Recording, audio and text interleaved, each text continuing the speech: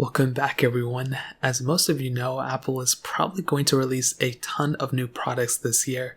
We're seeing new iPad minis, new iPad Pros, obviously the iPhone, some MacBooks, some iMacs, tons of new redesigns and everything. And it made me think, if Apple is going to go ahead and redesign all these different products, do you think they may actually go and replace the iPhone, the iPad Touch 7th generation, and actually update it? Now, last year, I pretty much made the same video. The last time we had an iPod Touch 7th generation, or last time we got an iPod Touch refresh, was in 2019. And I can definitely tell you, it's not necessarily like a necessity that we have to have a new iPod Touch, but it would be kind of cool to end up seeing one. Now, here's the way I see it, and there's a pro and a con list. First of all, if an iPod Touch ever came out, I hope it would be in the body of something like an iPhone 11, an iPhone 12 mini, whatever the case is. I think that would be awesome. Currently, it is still in that, standard iPod Touch body that we've been having for a while. It's pretty much almost like an iPhone 5 type of body, and it is pretty outdated. But you may be wondering, why would you even buy an iPod Touch? What would be the reasoning for it? Well,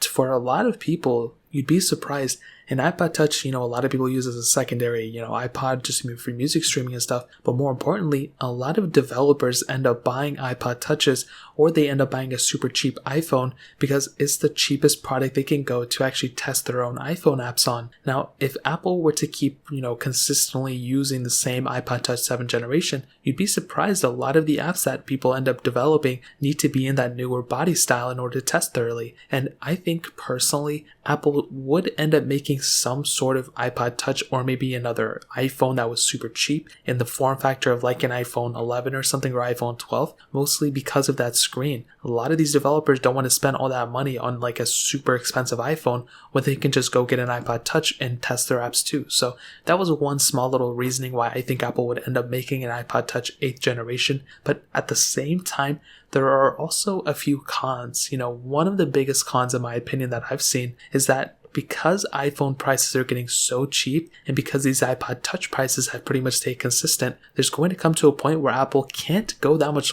further down in the price tag. I think the iPod Touch is selling for like $200 or $149 or something like that. I mean, a lot of iPhones, give it another couple years, you can pick up an iPhone 10 for like that price tag, which sounds pretty crazy, but based on past, prices, this is probably what's going to end up happening. So I don't even see Apple making that much money from an iPod Touch, but I think if they were to end up refreshing it, putting in either that newest chipset or putting in a newer type of screen to it, I think that would definitely make people a lot more interested in buying one, not even just for using it as an iPod Touch, for more so for developers to actually go ahead and test their products on, test their apps, their software, their games.